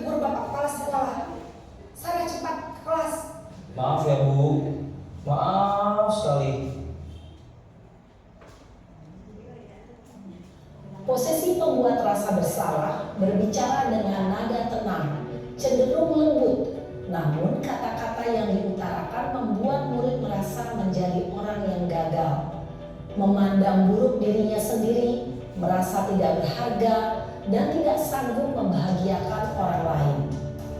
Ketika guru mengambil posisi pembuat rasa bersalah, murid akan menganggap dirinya yang bersalah dan ia akan menyimpan emosi negatif tersebut di dalam dirinya.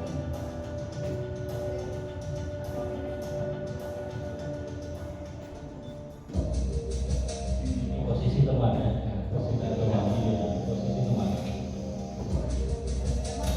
Jadi nada dan caranya berbeda dari 5 posisi tersebut.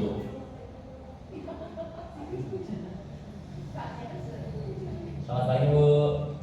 Wah, sudah jam berapa ini nak? Terlambat lagi ya saya. Iya Bu, habis ibu saya lupa bangunkan saya Bu. Kamu malah menyalahkan ibu kamu. Kamu bukannya anak yang larinya paling kencang. Kok terlambat sih?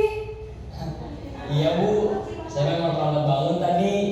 Jadi biarpun saya kencang, tetap gak kesenjar Bu. Ya sudah sana, nanti lain kali larinya lebih kencang lagi ya. Biar gak terlambat lagi. Bikin seneng ibu, demi ibu. Bisa kan? Bisa Bu.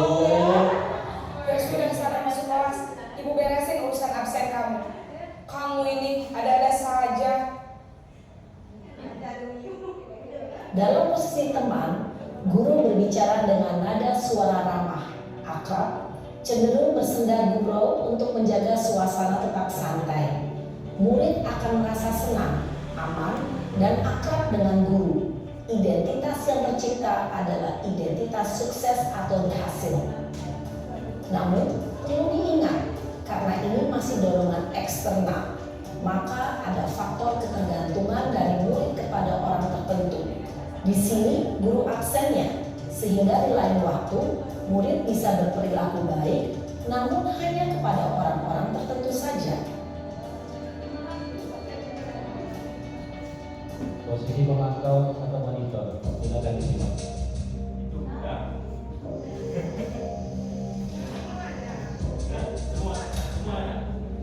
Dari 5 posisi itu semuanya.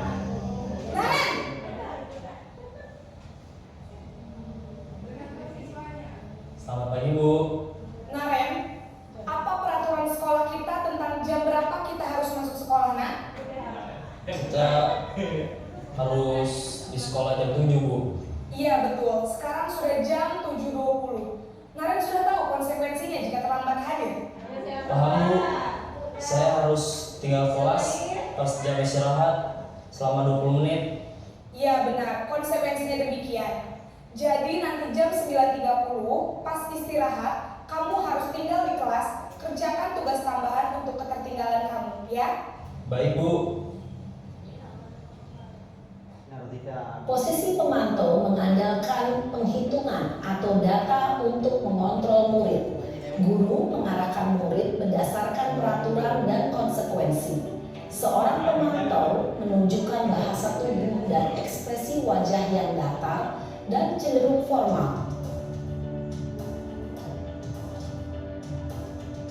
Di posisi kontrol yang terakhir. Yang bangun. Nah, bangun.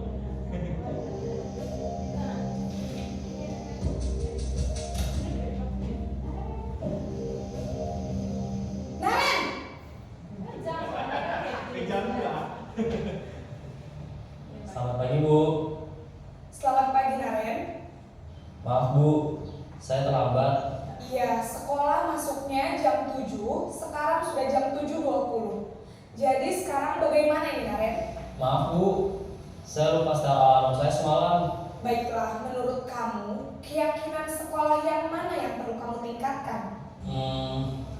Menghargai diri sendiri dan orang lain mungkin ya Bu. Setuju. Jadi, apakah Naren meyakini prinsip saling menghormati tersebut? Iya Bu, saya meyakininya. Apakah Naren bersedia memperbaiki masalah keterlambatan ini? Bersedia Bu. Bagaimana kamu akan perbaiki masalah keterlambatan ini? Saya akan coba untuk tidak lupa menyetel alarm saya, Bu. Baik, kalau Naren lupa menyetel alarm di rumah, ada orang yang kira-kira bisa bantu mengingatkan tidak? Ada, Bu. Kakak saya, Kak Emma. Ada lagi selain Kak Emma? Selain Kak Emma, ada ibu saya. Baik, jadi yang mengingatkan Naren adalah Kak Emma dan ibu kamu ya? Kira-kira akan mulai setel alarm kapan nih Naren? Setelah pulang sekolah, akan segera saya lakukan.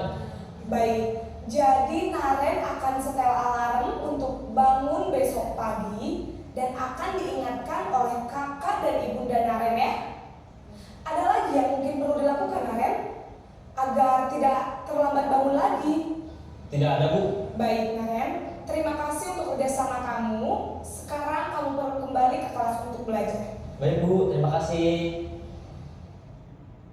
Posisi manajer adalah posisi kontrol yang disarankan untuk membimbing murid memiliki sikap disiplin yang positif, yaitu murid yang mandiri, bertanggung jawab, dan dapat memecahkan masalah. Tujuan dari posisi ini adalah agar murid dapat berefleksi atas tindakannya. Guru akan dengan tulus memberikan pertanyaan-pertanyaan bermakna, sehingga membuat murid dapat belajar dari kesalahannya dan mencari sebuah solusi untuk menyelesaikannya.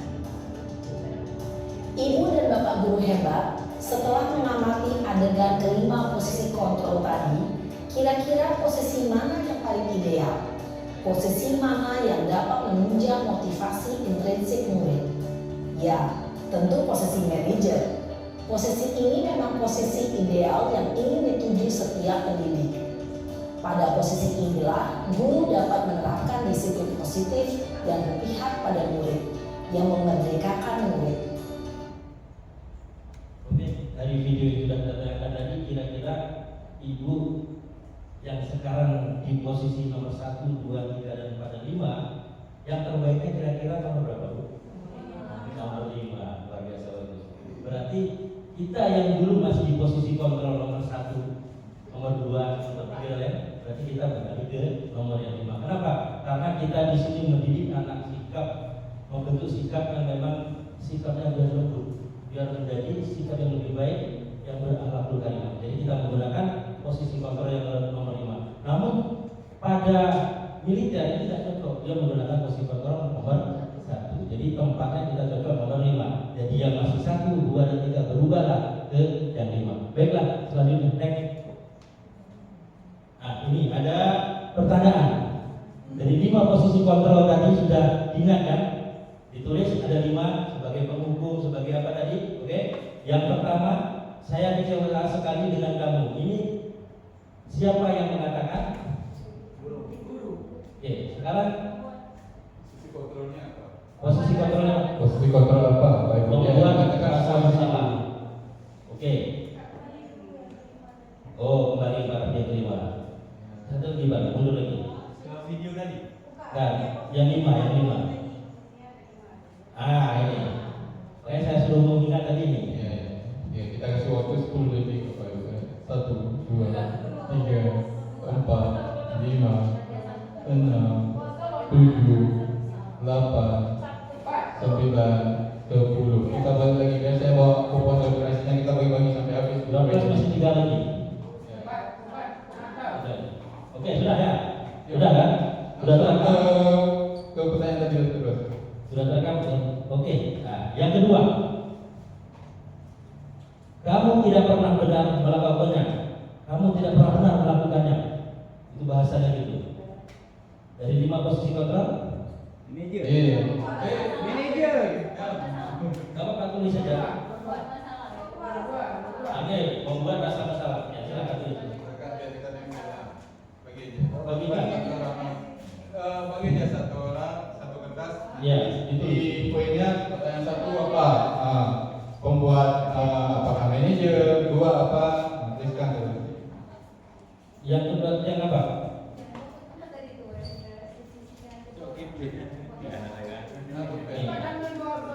Nih, dipotong sudah dulu susah. Kita yang paling banyak benarnya kita langsung. Pertama penghubung, membuat rasa bersalah, teman mengantau dan manajer. Ya. Oke. Halo. Ya. Udah ada di depan ini. Nah. Betul. Ya, silakan saya kasih waktu 5 detik Bapak Ibu. 1, 2, 3, 4, ada 5. Oke, sudah. Kayaknya yang ini sudah habis mintanya satu lagi. Oke, kan? Dan 5 ini. Nah, yang pertama ini saya kecewa dengan kamu. Buat posisi kontrol apa? Ya. Yang kedua, kamu tidak pernah benar melakukannya. Posisi kontrolnya apa? Ya, silakan Ibu tulisnya. 2, kontrolnya apa? 1, kontrolnya apa? Yang ketiga, ayolah lakukan Demi Ibu Bapak, demi Ibu. Nah, seperti tadi ya kayak. Oke, posisi kontrol apa? Ibu tuliskan ada 1, 2, 3, 4. Oke. Yang berikutnya, apakah kamu mau mendapatkan stiker bintang hari ini? Iya. Nah, dari 5 posisi kontrol apa? Yang pertanyaan nomor 4 ya. Selanjutnya Pak Subhan. Bagaimana kamu bisa menyelesaikan masalah ini? Iya. Nah, jadi silakan diurutkan. diisi. Kolom pertama, kolom kedua, kolom ketiga, kolom keempat, kolom kelima, kolom keenam. Terus yang terakhir, kamu selalu yang paling terakhir. Iya. Iya. Kita tunggu, kasih waktu, isikan. Tunggu kita kasih waktu. Ada misi kan? 3 orang, kata door prize 3. Iya. Berarti 3 orang. Iya. Silakan Pak Zam pilih yang mana 3 orang. Kita ambil jawabannya, kita Nah. tentukan. Silakan Ibu, Bapak Ibu menuliskan nama. Iya. Catatan harus benar. 3 orang dulu Pak Zam, silakan. Kita ambil semua. Nah, kita ambil. Enggak, kita tahu siapa namanya. Jangan tulis nama. Nah, tulis nama boleh. Nah, biar kita Ibu Bapak Tulis kumpulkan. nama. Ada 3 door prize lagi. Ya silakan Bapak Ibu taruh di sini. Ya. Tulis nama. Tulis nama Bapak Ibu. Ya. Langsung kumpul ke depan. Tenang saja nanti kita tidak menyebutkan nama. Ya. Cuma untuk lebih spesifik siapa yang mendapatkan hadiah. Oke, silakan dikumpulkan Bapak Ibu, silakan masukkan ke kotaknya. Ada nama kan?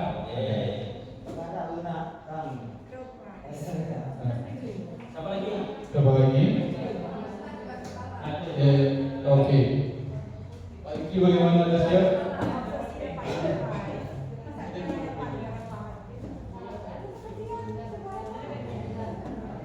Ada kalau yang kuponnya makan ya itu ada kupon makanan, Ibu bisa mengambilnya langsung di tempatnya. Nah, ini di luar yang ini Bapak Ibu ya.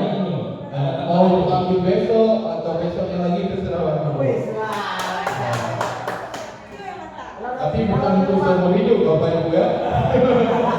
Oke, Pak Zam silakan. Itu bukan kupon makan siang dari. Oh, berarti berhasil dapat 2 kali.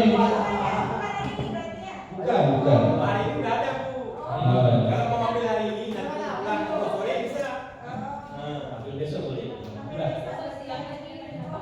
Sudah selesai. Sudah selesai.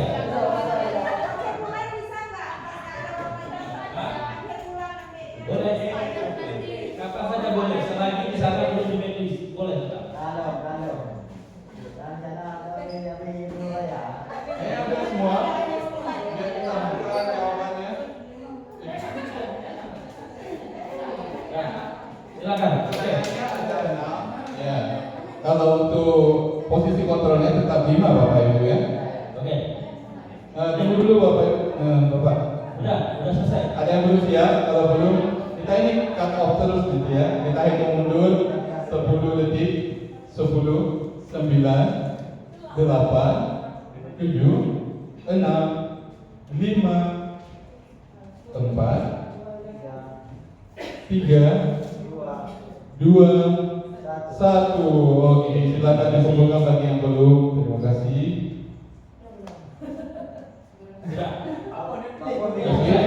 Sudah? Ibu benar? Belum. Oke, sudah selesai. Oke, sudah selesai. Ya, oke. Tolong pilih jawabannya. Bisa. Oke ya. Jadi yang pertama itu sebagai pembuat merasa bersalah, kedua penghukum, teman, pemantau, manajer dan penghukum. Nanti ini akan dicek oleh Pak Raffi, nanti hadiahnya tetap kami berikan. Yang mana yang mendapatkan hadiah kami berikan. Oke. Selanjutnya, posisi kontrol restitusi. Di antara kelima posisi kontrol tersebut, sebaiknya seorang guru menggunakan posisi kontrol sebagai manajer. Ingat Bu ya, sebagai manajer. Posisi kontrol restitusi sebagai manajer, guru dapat berbuat sesuatu bersama murid, mempersilahkan murid bertanggung jawab dan mendukung murid agar menemukan solusi. Jadi guru tetap menjadi manajer, mendampingkan sampai benar-benar murid itu mendapatkan solusi. Posisi kontrol restitusi selain itu, posisi manajer mengacu pada restitusi yang dapat menjadikan murid sebagai manajer bagi dirinya sendiri sehingga dapat tercipta identitas positif pada murid. Jadi guru menjadikan manajer, murid itu menjadi manajer untuk dirinya untuk menyelesaikan solusi tersebut.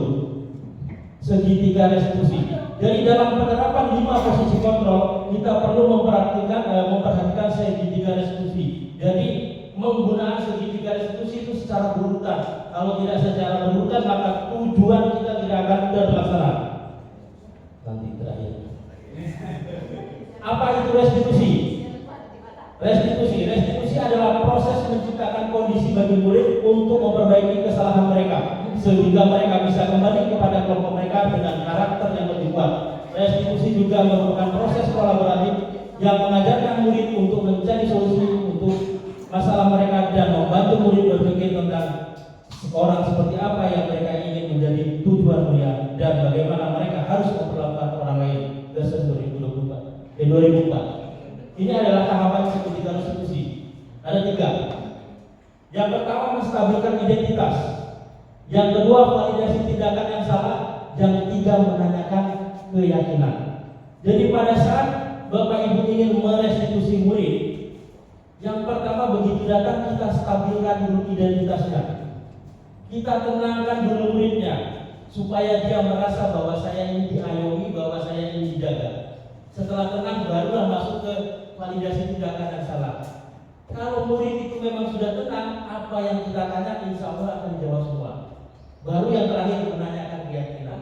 Menanyakan keyakinan itu pembanding kesepakatan kelas yang sudah kita buat. Baik, berikutnya. Menstabilkan identitas. Menstabilkan identitas dilakukan berdasarkan prinsip bahwa membuat kesalahan adalah bagian dari proses pembelajaran. Contoh, murid kita bersalah, nanti kita ada ucapan, ya memang kalau salah ini adalah sebagai jalan untuk kedepannya. Tetap kita bela. Apa yang mereka salah, atau kamu salah ini sebagai loncatan untuk kedepannya. Tetap kita memberikan kata-kata seperti itu. Kemudian menstabilkan identitas. Berbuat salah itu adalah manusiawi. Tidak ada manusia sempurna. Kita pasti bisa menyelesaikan masalah ini. Jadi jika anak kita panggil, kita restitusi. Setelah dia ngomong nanti, kenapa kamu datang terlambat? Oh karena saya di jalan ada gini-gini. Atau saya main HP jadi saya terlambat bangunnya. Nanti baru gurunya bilang berbuat salah itu hal yang manusiawi. Tidak ada manusia yang sempurna. Kita pasti bisa menyelesaikan masalah ini. Dengan anak mendengar kata tersebut, di dalam hatinya itu sudah terasa terlindungi. Dengan terasa terlindungi, maka ke depannya kita tanya, maka anak tersebut akan curhat apa yang jadi masalah tersebut. Inilah segitiga restitusi. Ini contohnya, kami buat contoh. Waalaikumsalam. Bu Firdaus, silakan masuk. Silakan duduk. Gimana Firdaus? Firdaus, tadi Bapak mendengar ada laporan tiket, katanya kamu sering tidak terlambat ya? Ya Pak. Menurut tingkat kamu sudah berapa kali kamu terlambat? Oh, 5 kali. Sering terlambat itu suatu kesalahan bukan? Ya Pak. Baik, Firdaus, berbuat kesalahan itu manusiawi. Setiap orang pasti pernah berbuat kesalahan. Yang terpenting kita bisa belajar dari kesalahan tersebut dan berusaha untuk memperbaikinya. Setuju? Firdaus, kita cari solusi bersama saya. Firdaus sering datang terlambat pasti punya alasan. Dan apa sih kalau sering datang terlambat? Karena saya sendiri berkata di Pak Nyanyi Perni. Kamu tahu keyakinan kelas yang sudah kita sepakati. Kalau terlambat datang sekolah sesuai dengan keyakinan kelas atau tidak? Tidak tahu. Menurut kamu keyakinan kelas apa yang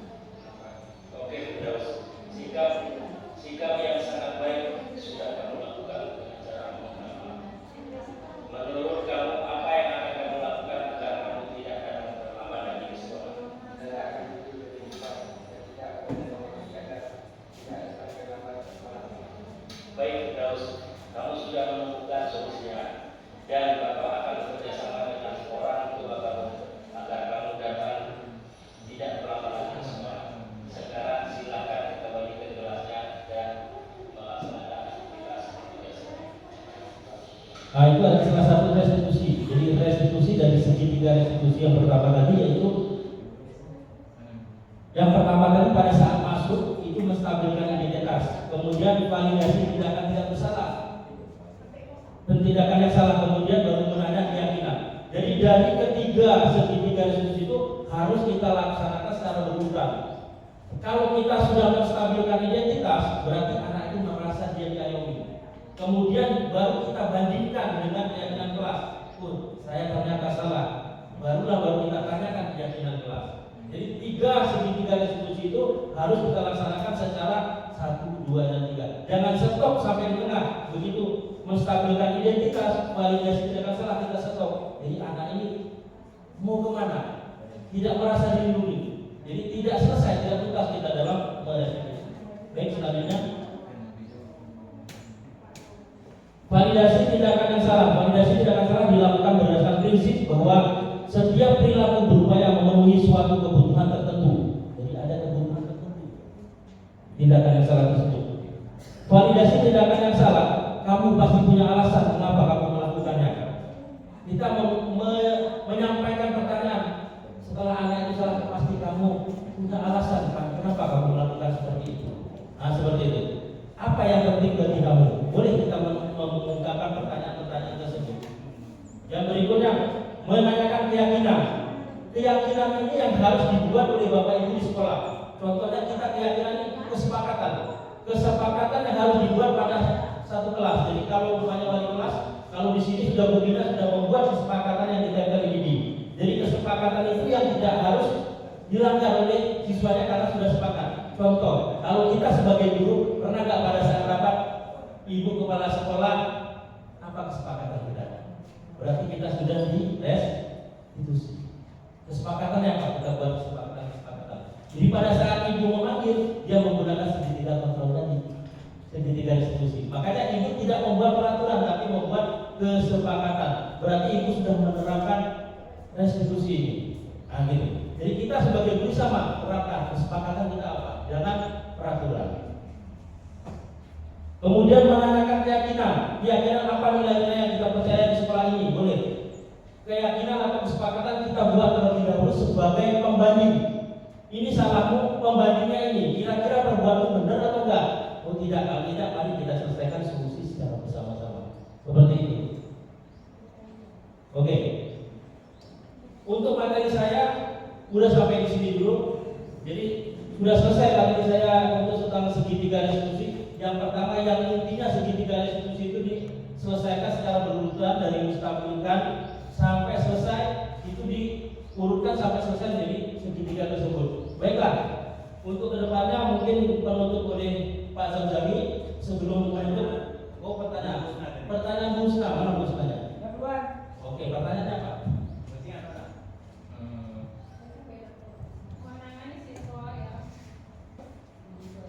Oh, menangani siswa, tapi dia kembali seperti itu lagi kan? Oke, benar sekali. Jadi pertanyaan yang sangat luar biasa dan ini juga saya tanyakan kepada fasilitator saya.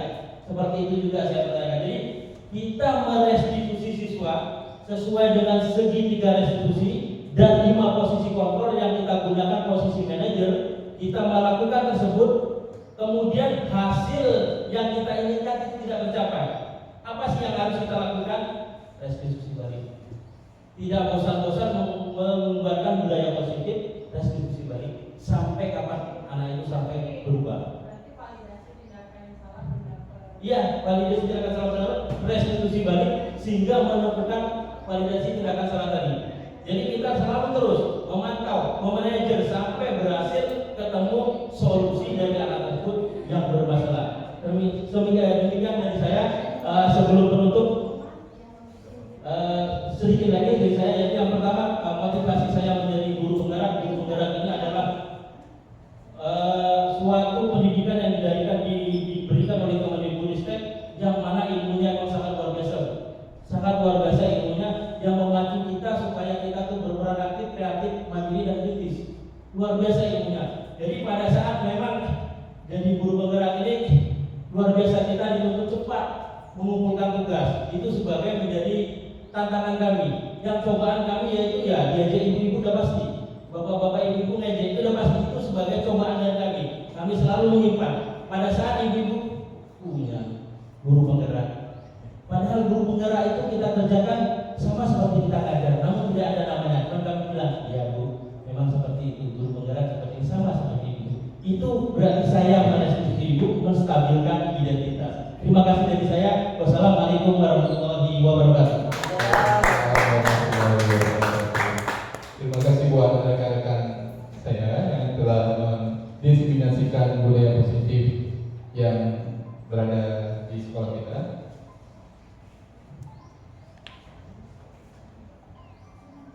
Ya.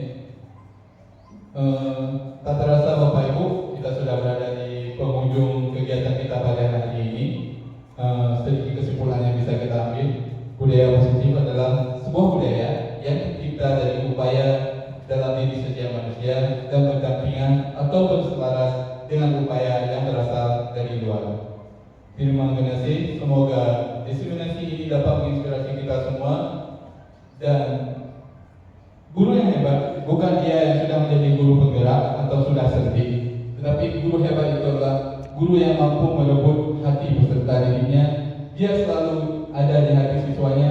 Guru hebat itu adalah dia selalu berpikir tentang peserta dirinya dan juga anaknya di rumah. Jangan sampai kita menyenangkan anak didik kita, tetapi kita mengabaikan anak kita di rumah. Akhir kata, kami dari